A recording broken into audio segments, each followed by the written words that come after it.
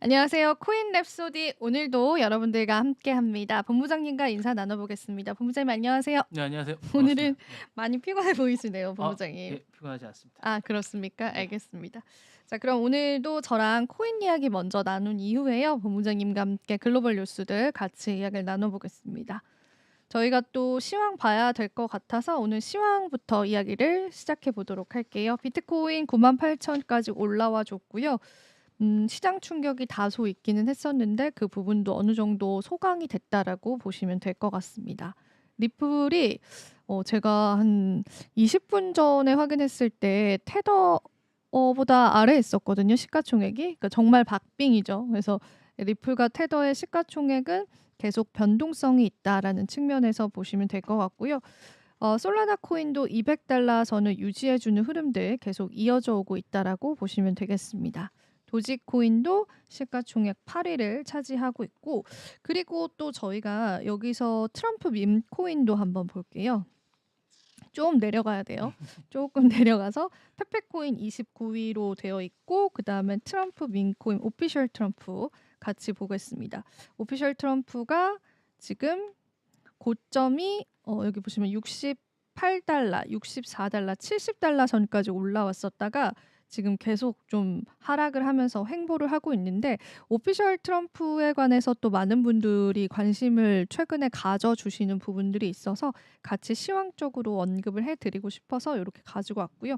지금은 소폭 반등하기는 했는데 그래도 고점 대비해서 거의 이제 엄청나게 하락을 겪고 있다라고 보시면 되겠습니다. 그리고 이제 저희가 공포탐욕 지수도 되게 시장에서의 예측치를 잘 반영을 해요. 왜냐하면은 정말 많은 유동성 자산 중에서 이 비트코인을 비롯한 암호화폐가 투자 심리에 관한 반응도가 굉장히 뜨거운 그런 시장이다 보니까 이 공포탐욕 지수도 굉장히 중요합니다. 근데 이제 아직까지 개인 투자자분들한테의 공포탐욕 지수가 해소가 되지 않고 있다라는 부분들 살펴보시면 좋으실 것 같습니다. 그리고 또 XRP에 관해서도 ETF 출시 기대감이 최근에 있기는 한데 그게 아직까지는 정확하게 윤곽이 나온 건 아니라서 ETF 출시 기대감 또 무조건 믿고 우리가 투자를 하기에도 아직은 좀 여러 가지 상황을 같이 지켜보셔야 될 것 같습니다. 그 부분까지 시황적으로 체크를 해드렸고, 전체 시장의 시가총액은 0.73% 소폭 하락을 했고요. 비트코인 도미넌스는 여전히 60을 유지를 하면서 굉장히 도미넌스 측면으로 비트코인이 압도적으로 수급이 몰려 있다라고 보시면 되겠습니다. 그리고 오늘 또 이야기 하나하나 좀 나눠보도록 하겠습니다. 오늘 첫 번째 이야기는요. 업비트의 31.6억, 빗썸의 5억 원을 보상해라라는 어느 정도의 윤곽이 나왔습니다. 비상 계엄 때 이제 전산 장애로 인해서 피해를 본 이제 금액을 보상을 하라라는 그런 이야기가 나온 거고요. 비상계엄 사태 당시에 업비트와 빗썸 등의 주요 가상자산 거래소에서 발생한 전산 장애와 관련해서 투자자들에게 31억 6천만 원, 빗썸이 5억 원을 보상하기로 결정을 했습니다. 금감원이랑 이제 회의를 하고 나온 결과이고요. 두나무랑 빗썸, 코빗, 코인원, 스트리미 등 5개 가상자산 사업자의 CEO와 또 CTO, 그리고 이제 닥사라고 해서 디지털 자산 거래소 공동 협의체가 있어요. 이 닥사와 현안 간담회를 열고요. 이 위험 요인들 다시금 점검을 하면서 대응 방안을 논의했다고 밝혔습니다. 제가 어제도 해외 거래소 이야기를 해드렸는데 이 사태 이후로 실제로 한국인 투자자들이 해외 거래소로 굉장히 많이 옮겨갔습니다. 그래서 옮겨간 이유는 이런 전산 장애 때문에 내 암호화폐 자산을 잘 보존을 해야 된다라는 그런 인식들이 좀 생기게 된 것 같아요. 그래서 실제로 이제 해외 거래소로의 이탈도 좀 있었다라는 측면에서 같이 봐주시면 좋겠고요. 그리고 일단 재발 방지를 위해서 서버 등의 장비 증설을 끝냈고 일부 미비한 점과 개선 사항은 상반기 중 이행하도록 할 예정이다라고 언급을 하기도 했습니다. 증설에 따라서 거래소별로 동시 접속자 수용 능력이 중요해졌어요. 이 부분이 수용 능력치를 초과하게 되면서 전산 장애가 일어났던 거잖아요. 업비트가 50만 명에서 90만 명까지 이제 동시 접속자를 수용을 할 수 있는 거예요. 그리고 빗썸 같은 경우에는 10만 명에서 36만 명, 그리고 그리고 코인원 같은 경우에는 10만 건에서 50만 건으로 이렇게 늘어갔다라고 합니다. 그래서 전산을 조금 더 증폭을 시켜서 동시 접속자가 업비트의 경우에는 90만 명이 몰려도 원활하게 이루어질 수 있도록 거래소 내에서 이렇게 이제 지금 제정을 했다라고 합니다. 그리고 이제 보상 신청도 상당히 많았어요. 업비트는 1,135건이라는 보상 신청이 있었는데 이 중에 604건, 그러니까 53.2%에 달하는 31억 6천만 원 상당을, 그리고 빗썸은 82%에 달하는 5억 원을 보상하기로 결정을 했다라고 합니다. 이 보상 신청을 많이들 하시긴 했는데 저는 못 했거든요. 근데 저는 매도를 하지 않았기 때문에 못 했는데, 이때 아마 매도하셨던 분들께서는 일부라도 보상을 받으면 그래도 조금은 이제 손실이 메워지니까, 물론 이제 얼마나 이르셨을지는 저희도 알 수는 없지만 이제 그런 측면에서 실질적인 보상이 이루어졌다라고 보셔도 될 것 같습니다.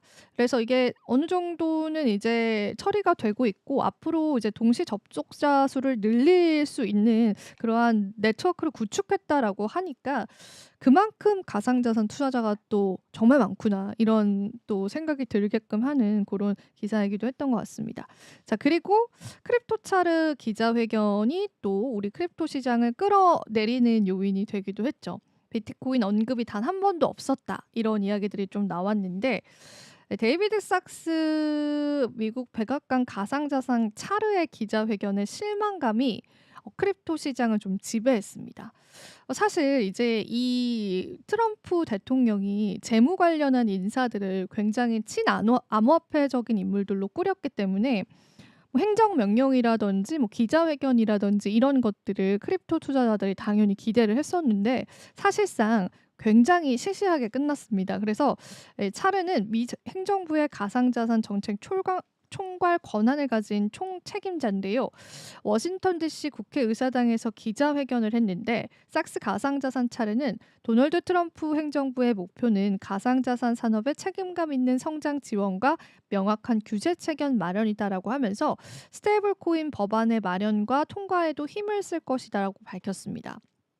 그는 스테이블 코인은 달러의 국제적인 지배력을 보장하고 디지털 달러의 사용을 촉진할 것이다. 그리고 국채에 대한 수조 달러 규모의 수요를 창출해서 장기 금리를 낮추는 효과도 기대할 수 있을 것이다라고 이야기했습니다. 하지만 반면에 비트코인 관련한 정책 언급은 없었고요. 비트코인 준비금에 관해서 진행 사항이 어떻게 되느냐라는 기자의 물음이 있었습니다. 기자회견은 항상 이제 기자님들이 추가 질문을 하시잖아요. 근데 그 질문에는 아직 이제 논의 초기 단계다, 이런 이야기만 했어요. 굉장히 언론적이고 사무적인 답변만 내놓았던 거죠.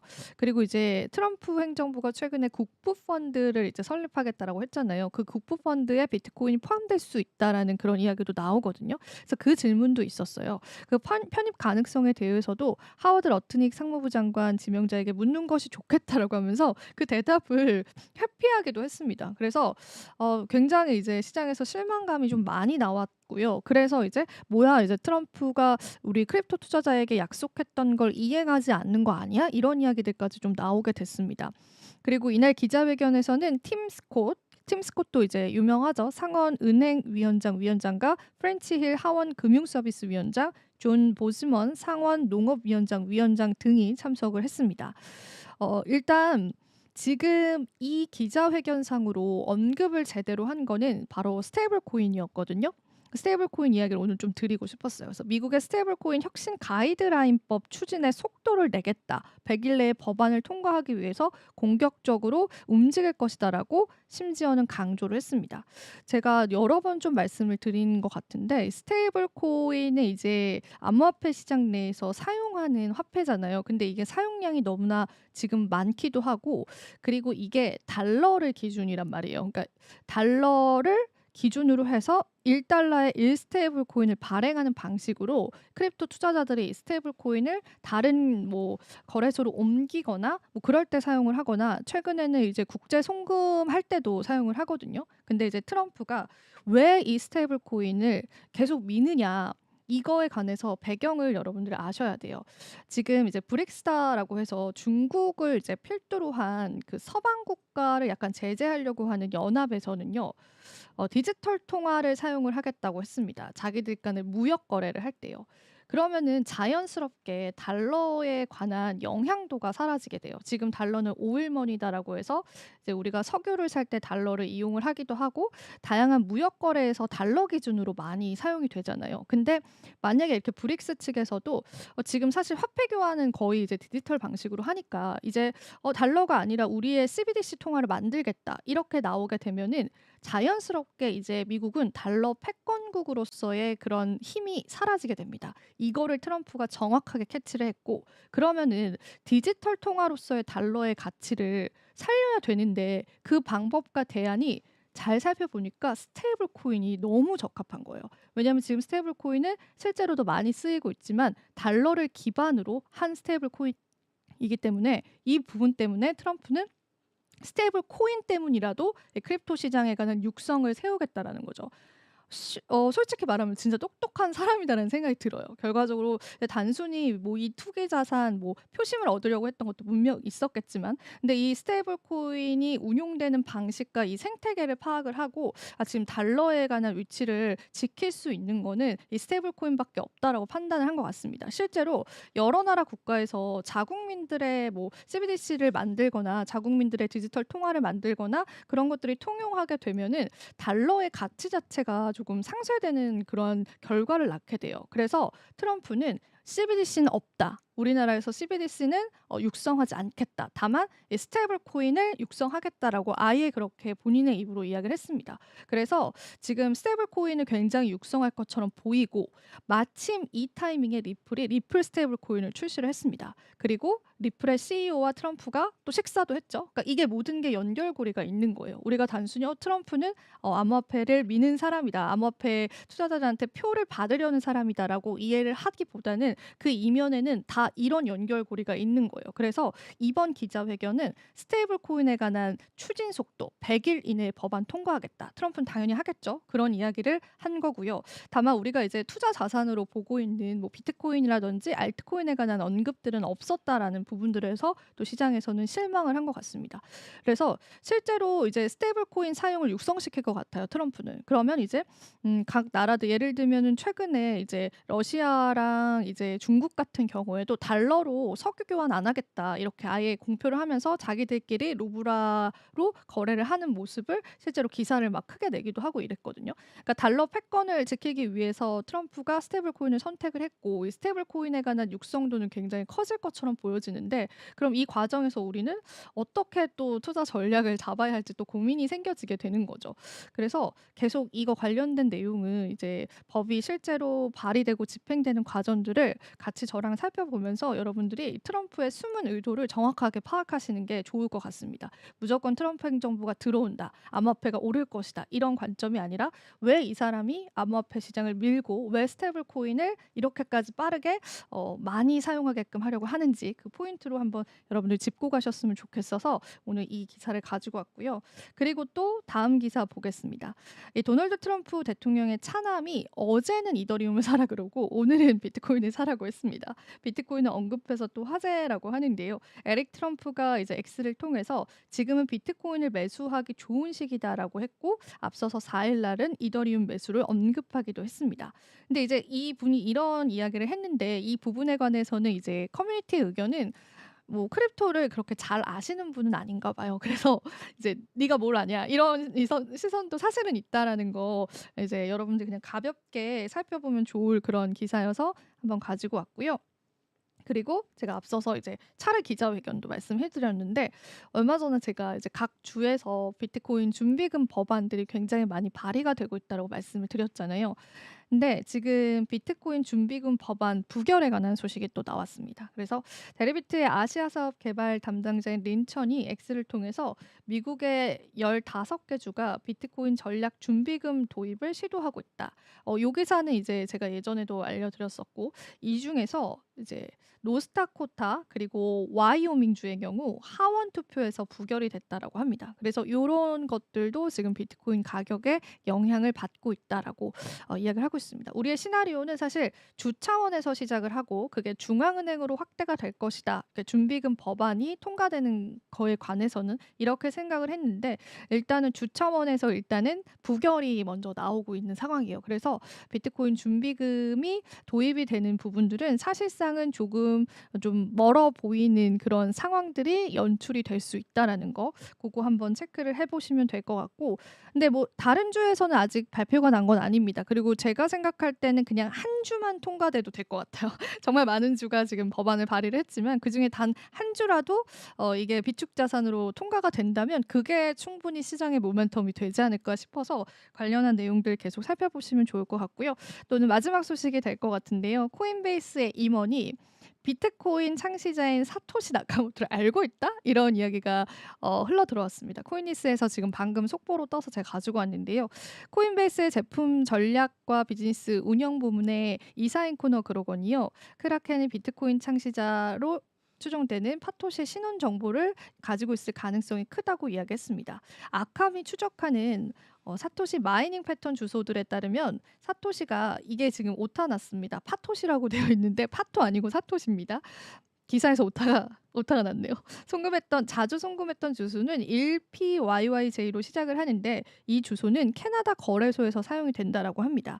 그래서 이 주소는 이 거래소에서 비트코인을 이체받은 기록이 있고요. 이는 사토시 관련 주소와 중앙화 거래소 간의 온체인 데이터라고 판단이 된다라고 합니다. 그러니까 사토시의 주소를 좀 추정을 하셨던 것 같아요. 그래서 또 이 주소 같은 경우에는 15년 전에 30억 달러 상당의 비트코인을 보유 중인 12IB로 시작되는 주소에도 송금한 바가 있다라고 합니다. 그러니까 그 15년 전이면은 창시됐을 때 즈음이거든요. 그 창시되고 한 좀 몇 개월에서 1년 정도 지났을 때요. 그때 이제 송금했던 이력들이 있다 보니까 이런 추정점들을 찾았을 때 이 비트코인 초기 기여자와 관련돼 있음을 보여준다라고 합니다.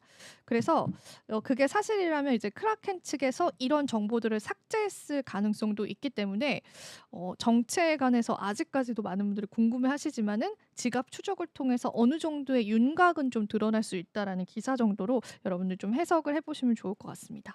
자 이렇게 해서 또 암호화폐 소식들 발빠르게 전해드렸는데요. 자 이제는 본부장님 타임으로 넘어가서요. 저희 본부장님께 또 오늘 헤드라인 한번 들어보겠습니다. 헤드라인 없이 그냥 바로 아 소식을 오늘 좋습니다. 네. 오늘부터 바로 이렇게 들어갈까? 네. 헤드라인을 너무 해드렸더니 앞에 이야기를 하고 좀 약간 포맷이 좀 안 맞는 것 같아가지고 바로 이야기 들어갈게요. 네.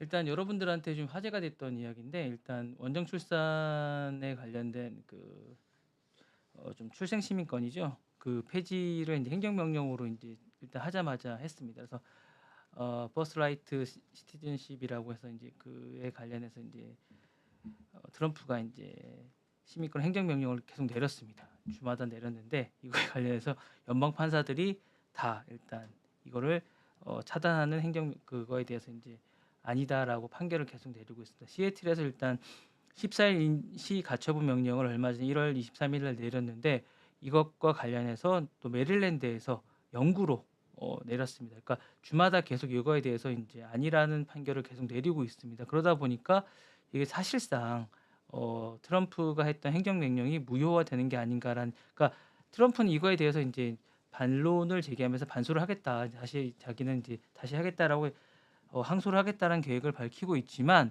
이 부분에 대해서 이제 다른 주도 계속 이제 이런 부분에 대해서 이제 영향을 받을 수밖에 없을 거고 결국 대법원에서 이제 판결이 날 것 같은데 많은 분들은 결국엔 이게 이제 안 되지 않겠느냐. 왜냐하면 이게 여러분들 잘 아시겠지만 1898년에 이제 미국의 대윙킴 아크 사건이라고 있습니다. 그러니까 이게 중국인 부모 밑에서 태어난 아이가 있었는데 이 아이에 대해서 이제 시민권을 주느냐 마느냐라는 이 사건, 유명한 사건이 있습니다. 이거를 대법원들이 6대2로 시민권을 주는 걸로 결정이 나서 그 이후에 250년 동안 많은 분들이 미국에 태어난 아이는 무조건 시민권을 준다, 이렇게 이제 결론이 났습니다. 그래서 그 이후에 어떤 것들에 대해서도 많은 부분이 이제 이론의 여지가 많이 논란이 있었지만 이 부분에 대해서는 아무도 이의를 제기하지 못했습니다. 근데 감히 트럼프가 이런 식의 이론이 지금 나오고 있는 겁니다. 아무리 대통령이라고 하지만 헌법에 있을 수는 없다라고 지금 얘기를 하고 있는 겁니다. 행정용어로 얘기를 할 수는 있겠지만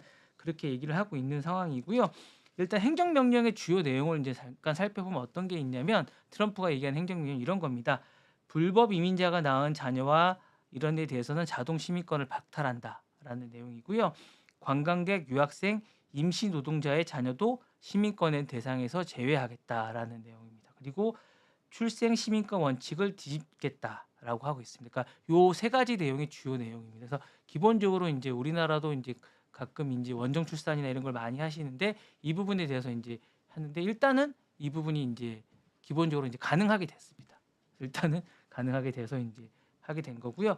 법무부 입장은 이제 표명을 거부했지만 백악관은 강경한 이민 정책에 대해서 지금 계속 고수하고 있기 때문에 일단은 항소하겠다는 입장이고요. 계속 이거에 대해서 계속 판결이 나올 것 같습니다. 왼쪽에 보시면 로이터가 이렇게 나온 거고 오른쪽에 보시면 이거는 뉴욕 타임즈에 나온 기사입니다. 이렇게 보시면 더 이렇게 전국에 대해서 이제 이게 전국에 관해서도 이제 이게 적용되는 거고 영구에 관한 거라고 이제 데보라 윙 판사가 이제 이렇게 한 겁니다. 그래서 이 부분에 관해서는 당분간 쭉 지속될 거고 많은 영향력을 받게 될 거라고 이제 하고 있습니다. 일단 요 사건 외에도 지금 9개 주에서도 지금 계속 이게 계류가 돼 있으면서 계속 진행되게 될 예정이지만 특별한 사유가 없는 한 이게 이제 영향을 받게 될 거기 때문에 아마 이게 계속 이렇게 판결이 날 것으로 추정이 됩니다. 그래서 아마 이렇게 계속 되지 않을까라는 생각이 될 것 같고요. 큰 이변이 없는 한 이제 이 출생 시민권은 인정받게 될 가능성이 높을 것 같습니다. 네, 맞아요. 저도 이 기사 봤어요. 네, 어떻게 할 수 없대요, 트럼프. 네. 근데 이제 트럼프가 이렇게 하는 거니까 저는 이제 트럼프는 저는 어떤 행동에는 뭔가 다 이유가 있다고 보거든요. 그러니까 이게 뭔가 이걸 노리는 것 같지는 않습니다. 그러니까 다른 뭔가가 뭔가가 있나 봐요. 예, 있는 것 같습니다. 이게 뭔가를 그러니까 그냥 하지는 않습니다. 나비 효과를 늘 노리거든요. 그러니까 뭔가 있는 것 같은데 그거 이면을 잘 모르겠습니다. 사실은 제가 잘 모르겠는데 뭔가가 다 있습니다. 트럼프는 그냥 하지는 않습니다. 그래서 뭔가가 있는 것 같은데 이거를 좀 더 지켜보고 여러분들에게 말씀드리겠습니다. 트럼프는 그냥 뭐를 하지 않습니다, 여러분. 네, 다음 기사 잠깐 보시겠습니다. 자, 틱톡이 이제 지금 이슈가 되고 있습니다. 여러분, 틱톡이 지금 아까 말씀드렸다시피 이제 이재용 아나운서가 말씀하는 것처럼 이제 국부 펀드에서도 한다고 하고 트럼프는 되게 이걸 되게 갖고 싶어 하세요. 미국이 이걸 가졌으면 하고 사실 욕심쟁이. 예, 본인은 갖고 싶어요. 근데 미국 기업들은 이게 틱톡이 사실상 사업적 가치는 없습니다. 알고리즘이 중국이 다 갖고 있는 데다가 이게 사실상 남는 게 없습니다. 그리고 이제 이거를 빅테크들이 어제도 말씀드린 빅테크들이 가져가야 되지만 빅테크들이 가져갔을 경우에 독과점에 걸립니다. 그리고 이제 빅테크들이 가져가지 않으면 이게 사업성이 없습니다. 사실상 그래서 이제 이거는 나라에서 하는 게 한 방법일 수밖에 없는데 나라에서 하면 마케팅으로 제가 볼 때 지금 가능성이 없으니까 트럼프 장난감 정도? 요 정도 외에는 가능성이 없는데 그걸 또 남의 돈으로 사겠다는 네네. 거죠. 근데 그마저도 지금 가능성이 좀 없는 상황이 되고 있는데 지금 워싱턴 포스트에서 이제 독점 기사로 지금 잠깐 나왔습니다. 오늘 잠깐 기사 익스클루티브라고 해서 독점 기사로 특종으로 지금 잠깐 나온 건데 중국이 이걸 협상에서 빠지겠다고 지금 선언을 했습니다. 왜냐하면 틱톡을 트럼프는 원하지만 중국은 협상 자체를 포기할 수도 있다라고 지금 이제 카드를 지금 내밀고 있습니다. 왜냐하면 뺄 가능성을 아주 심각하게 검토하고 있다고 합니다. 왜냐하면 트럼프가 너무 강력하게 지금 이 부분에 대해서 지금 관세 정책이나 이런 부분에 대해서 너무 강력하게 밀고 들어오고 있기 때문에 틱톡이 이런 것들 미국 정도의 시장들은 자기는 과감하게 포기하겠다. 바이트댄스에게 얘기하고 이런 것들이 가능한 나라거든요. 그리고 사실상 이 기업의 많은 부분이 미국의 블랙록이나 이런 데들이 자본이 들어가 있지만 사실은 이게 중국 관영 겁니다. 사실은 중국의 사실 과정에서 많이 갖고 있기 때문에 이거는 중국에서 이제 나라에서 그만하라 그러면 사실상 그만할 수 있는 기업입니다. 그렇기 때문에 사실은 이게 트럼프가 밀어붙이면 사실은 이게 트럼프가 못 가지게 되는 어린 악수가 되는 겁니다. 그래서 일단 그렇게 되는 거고요. 그 다음에 이제 중국 당국은 이게 이제 그 사실은 또 우려가 뭐냐면 알고리즘을 주지 않겠다고 하지만 이런 우려는 또 있습니다. 그러니까 미국으로 이걸 줬을 때 이게 사실상 알고리즘이 이전되는 게 아닌가라는 또 중국은 또 우려가 좀 있습니다. 본인들은 또 우려를 합니다. 그러니까 지금 우리가 뭐 딥시크를 지금 오늘 공수처가 막고 있고 막 계속 막고 있다고 지금 얘기를 해요. 오늘도 기사 선관위동 딥시크를 막는다고 얘기를 하고 뭐 사용을 금지한다고 얘기를 하는데 이런 얘기를 하는데 사실은 중국도 미국을 두려워해요.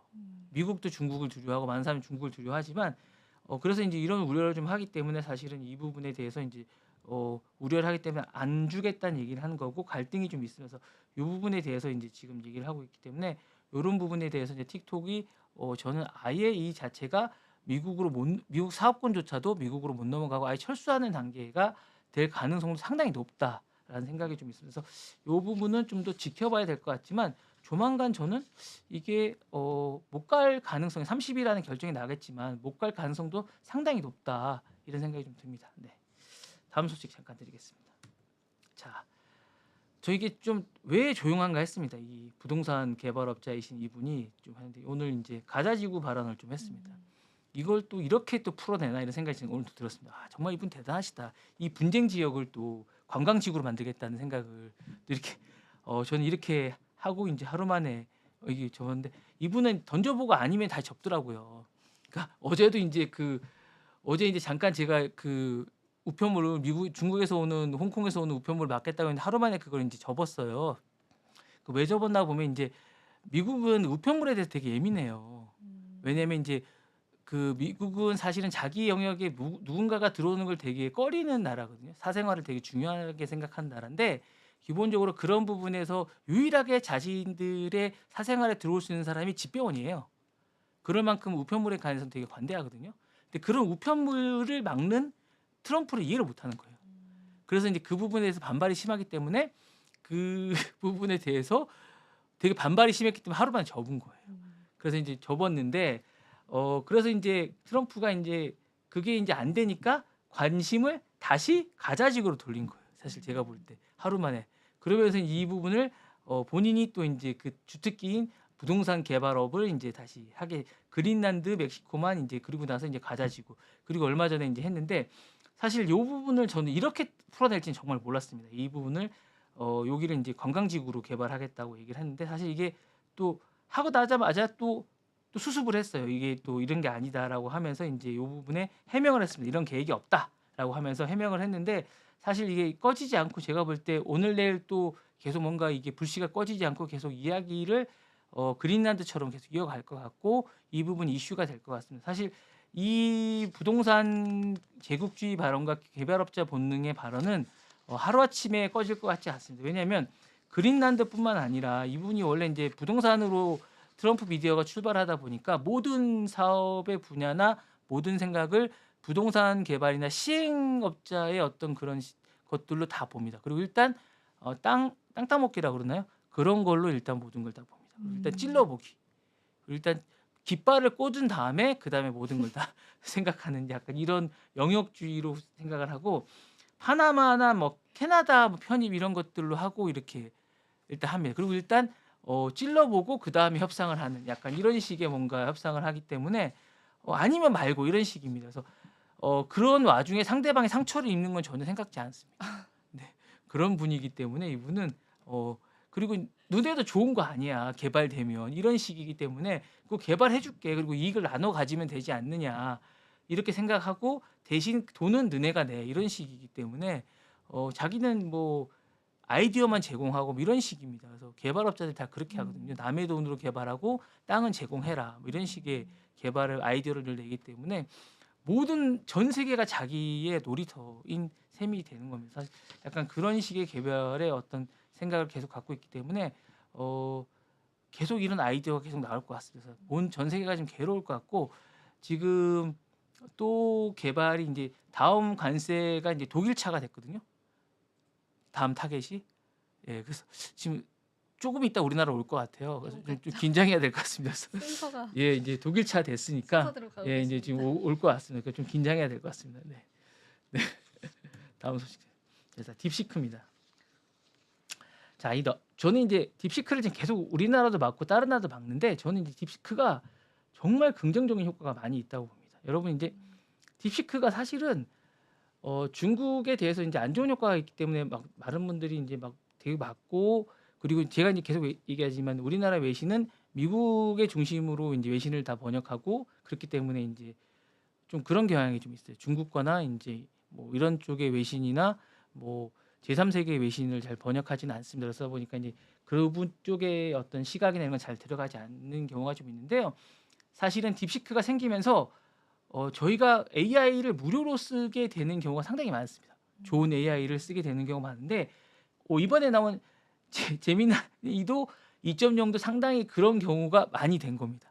이게 사실은 특히 플래시라이트 같은 경우에 저비용으로 고효율을 거의 딥시크와 비슷한 그의 그런 기능을 쓰게 됩니다. 사실 써보시면 아시겠지만 사실은 AI 스튜디오나 버추얼 AX 같은 기능은 정말 좋습니다. 그러니까 복잡한 문제를 단계적으로 분해하거나 해결하는 생각의 사슬이라고 이게 추론 방식을 하거든요. 제가 어제 말씀드렸던 그 방식을 그대로 씁니다. 그리고 이게 되게 저렴합니다. 0.019달러 비용으로 100만 저비용 모델입니다. 이게 사실은 아주 저렴한 비용으로 쓰기 때문에 저는 이게 아마 구글이 아마 딥시크가 나오지 않았으면 이렇게 빨리 내놓지 않았을 거라고 생각합니다. 약간 위기감을 느끼면서 쓰게 되고 아마 그 페이스북도 라마를 좀 더 개발해서 아마 내놓게 될 것 같고요. 오픈 AI가 사실은 이렇게 가격을 계속 올렸을 겁니다. 아마 이게 안 나왔으면 가격을 계속 올리면서 우리는 되게 힘들었을 거예요. 이거 쓰면서 아주 질 나쁜 서비스를 계속 받게 됐을 가능성이 높습니다. 근데 저는 이 딥시크를 여러분도 안 쓰셔도 돼요. 근데 딥시크가 나오면서 미국의 많은 AI 서비스의 양질의 AI 서비스를 좀 좋게 그러면서 이제 추론 방식을 쓰고 개발자들은 요런 추론 방식이나 요런 것들의 데이터들을 받으면서 보다 양질의 방식들을 개발할 수 있게 된 거예요. 그러니까 되게 좋게 된 겁니다. 여러분들 이게 딥시크와 단순히 이렇게 나쁘게 생각할 건 아니에요. 이 충격으로 많은 환경이 좋아진 겁니다, 여러분. 예, 그러니까 경쟁자가 있다는 건 상당히 좋은 겁니다, 여러분. 이게 독과점적으로 생각할 게 아니에요. 그러니까 경쟁자가 있는 건 정말 좋은 겁니다. 예, 왜냐하면 경쟁자가 있으면서 이렇게 독과점을 계속 얘기하니까 여러분 그때도 제가 했지만 제가 이제 뭐 그 유럽의 CP를 통일시키게 된 거는 애플이 절대 말을 안 들었잖아요. 그런데 이제 이게 제재를 가하면서 이렇게 된 거랑 마찬가지로 이 저비용이 효과가 되면서 정말 좋게 된 거거든요. 그러니까 요 보시면 이제 딥시크와 제미나이 2.0 시리즈를 이제 AI 모델을 이제 제가 잠깐 비교해 왔습니다. 그래서 요 보시면 요 두 개 오디오 비디오가 기능이 가능한데 이제 비디오 기능이 안 됩니다. 딥시크는. 그리고 이제 어제 얘기했던 생각의 사슬 요게 이제 추론 기능이 두 개가 좀 비슷합니다. 그리고 이제 저비용 모델이 가능합니다. 요게 무료인데 0.019달러는 거의 돈을 안 내는 겁니다, 여러분. 요 정도 비용은 전 낼 만하다고 생각합니다, 여러분. 내세요. 그리고 이제 비공개 모델이긴 합니다. 이제 오픈 소스인데 이게 비공개 모델인데 위에 그 생각의 사슬 요 정도만 있어도 됩니다. 그리고 이제 여기는 이제 그 회피하는 경향이 있는 부분에 대해서 정치적인 부분들 여기도 이제 제미나이도 있는데 여기만큼은 심하지 않습니다. 천안문이나 이런 것들은 다 해줍니다. 그래서 요 부분에 관해서 이제 제가 볼 때는 거의 비슷하다고 보시면 되고 제미나이에 제가 아까 했던 이제 그 플래시 라이트 모델을 여러분 꼭 써보시라고 지금 여러분들에게 나왔으니까 써보시라고 권해보고 싶습니다. 써보십시오. 이제 좀 이따가 2월 26일 나오는 좀 이따 알렉스 모델이 있습니다. 음성형으로 나오는 모델이 있거든요. 그거 에코라고 있는데 그 모델도 아마존에서 나오는 모델도 한번 써보십시오. 그것도 정말 좋은데 그것도 한번 써보시라고 얘기해 보십니다. 자, 고래 싸움에 빅테크 등 터진다라는 얘기를 좀 해주고 싶습니다. 사실 그 뭐지 우리 트럼프 아저씨 때문에 지금 빅테크들이 긴장하고 있습니다. 왜냐하면 그 바주카포 전략이라고 EU를 너무 건드리고 있거든요. 지금 관세를 뭐 유럽도 매기고 다 매기고 있으니까 EU가 지금 건드릴 게 빅테크밖에 없고 그 정도는 빅테크가 계속 건드렸잖아요. 그러니까 지금 더 건드리겠다는 거예요. 그래서 ACI라고 안티 코스 인스트루먼트라고 해서 이제 통상 위협 대응 조치라고 해서 이제 빅테크를 겨냥한 보복 조치를 지금 엄청나게 많이 준비하고 있으니까 서비스, 외국인 투자, 금융시장, 공공조달, 지적재산권 등 다양한 부분에서 제재를 가하기 위해서 조사를 나섰다고 합니다. 그래서 대상은 구글, 애플, 아마존 등에서 매그니피턴 세븐부터 시작해서 한 20여 개 기업들을 지금 대상으로 준비하고 있다고 합니다. 그래서 이 부분에 관해서 이제 EU 집행위원장이 왼쪽에 그분이 딱 준비하고 있다고 하면서 이제 건드리기만 해봐 하고 이제 준비하고 있고요. 이거를 이제 바주카포 제재라고 준비하고 있다. 이 부분을 이제 이렇게 얘기하고 있으면서 얘기하고 있다고 얘기하고요. 이 부분을 하고 있고 그다음에 이제 중국이 최근 들어서 이제 애플을 또 그 제가 얘기했던 그 30% 관세 그 떼는 거 앱에서 이제 개발할 때 수수료 30% 앱스토어에 떼는 부분에 대해서 이게 이제 좀 문제가 있다 반독점으로 이 부분에 관해서 또 조사를 나섰다고 합니다. 그래서 애플은 이제 이번에 구글에 이제 그리고 인텔에 이어서 애플까지 조사를 나서고 있고 계속 나설 계획인 것 같습니다. 다만 이제 이거를 나서겠다고 얘기만 하고 있는데 준비만 해놓고 하고 있는데 실질적으로 중국이 만약에 나서게 되면 미국도 피해를 많이 입게 됩니다. 제가 볼 때 만약에 중국이 이제 그 본격적으로 나서게 되면 제가 볼 때 테슬라하고 애플이 정말 피해를 많이 입을 것 같아요. 그래서 이건 좀 조심해야 되지 않을까라는 생각이 들면서 트럼프도 이게 정말로 이 협상 카드로 써야지 실질적으로 나서게 되면 빅테크들이 정말 피해를 많이 입게 될 것 같아서 좀 말려야 될 것 같습니다. 좀 친한 분들. 네, 다음 소식 전해드리겠습니다. 마지막 소식입니다. 이제 아마존의 이제 예, 알렉사인데요. 신규 서비스 알렉사에 대한 이야기입니다. 요 부분인데요.